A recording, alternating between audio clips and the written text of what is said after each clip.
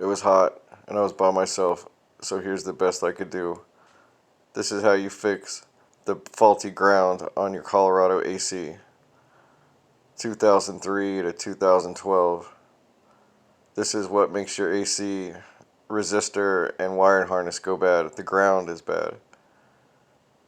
So I ran a wire from the ground. I covered it in insulation, heat shrink the endings, and ran it straight to the battery ground.